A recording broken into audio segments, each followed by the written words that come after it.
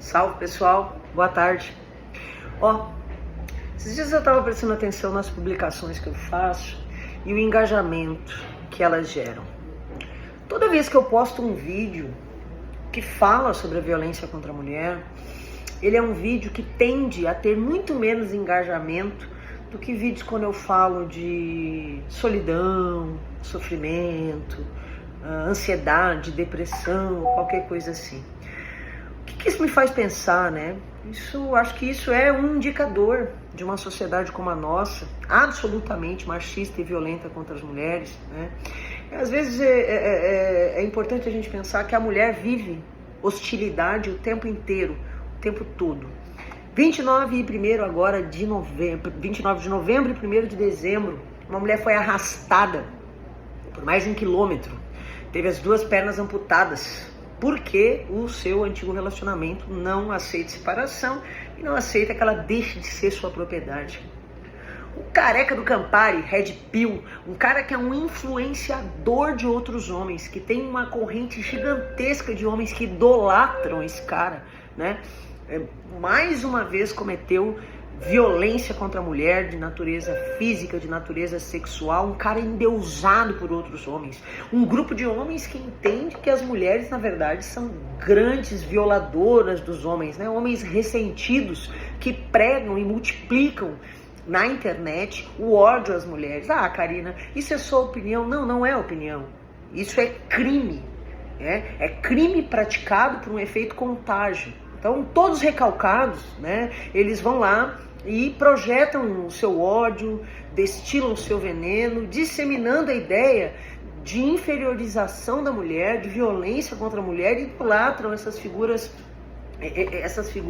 horrorosas como esse cara, né? Da mesma maneira, um tiro, né, aconteceu numa pastelaria lá na Zona Norte.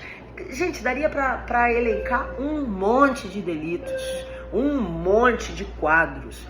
Então, quando eu percebo o termômetro das publicações que falam de defesa da mulher, com um nível de repercussão, de acesso, isso me faz pensar várias coisas.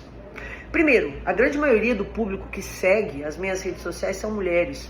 E uma coisa interessante é que as mulheres muitas vezes fazem um movimento de menosprezar esses acontecimentos, de fazer de conta que não vê, de não dar atenção. Uma das coisas que eu fico pensando é que é muito frustrante você reconhecer a desigualdade brutal entre homens e mulheres, porque isso faz com que a mulher tenha muito mais crítica e seletividade em relação aos homens que estão ao seu redor. Uma outra questão é que justamente essa cultura patriarcal e machista faz um grande esforço para que nós nos mantenhamos desarticuladas. Em terceiro lugar, porque como essa estrutura é potente e violenta, mulheres que se posicionem, né, que tomem consciência e comecem a agir no sentido de empoderar outras mulheres, de colocarem limites na relação com os homens, passam a ser mais perseguidas, mais agredidas, mais violadas. E aí a gente fica exausta quando a gente percebe a violência institucional, por exemplo. Quando uma mulher solicita uma medida protetiva e ela é negada, muitas vezes, por um agente do poder público, em face da obviedade da ocorrência de um fato violento, nega, por exemplo, uma medida protetiva, ou arquiva um processo, ou faz qualquer tipo de medida que não leva adiante a apuração e a responsabilização dos fatos. Quando a gente diz que o machismo é estrutural, ele está em todas as esferas. Muitas vezes se diz, são homens usuários de substância, são homens de baixa instrução, são homens loucos, adoecidos. Não. São homens de todo modo, de todo jeito, de toda classe social e nível de instrução, porque isso não tem a ver com ignorância. Isso não tem a ver com psicopatologia, isso tem a ver com uma sociedade estruturalmente violenta contra as mulheres, e é um discurso chamado misógino. A misoginia é o discurso de ódio contra as mulheres. E nem sempre ele é claro e explícito.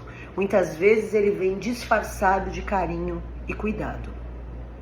A negativa do direito da mulher a decisões sobre seu próprio corpo, entregar de forma protegida um bebê para adoção, essa mulher é rechaçada, atacada e vista como uma mãe desnaturada, ainda que aquela gestação seja decorrente de estupro. Aliás, o aborto em caso de estupro é assegurado em lei caso a mulher deseje, mas os profissionais que procedem esse tipo de medida são igualmente atacados nos lugares que trabalham. E as mulheres que tentam fazer valer o seu direito de interromper uma gestação decorrente de estupro, uma das 13 hipóteses em que o aborto é permitido no Brasil, são muitas vezes fustigadas psicologicamente na tentativa de que mantenham uma gestação indesejada e decorrente de violência sexual.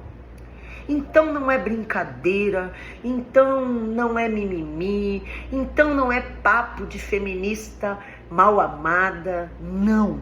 Basta você ser mulher para que você entenda o que eu estou dizendo.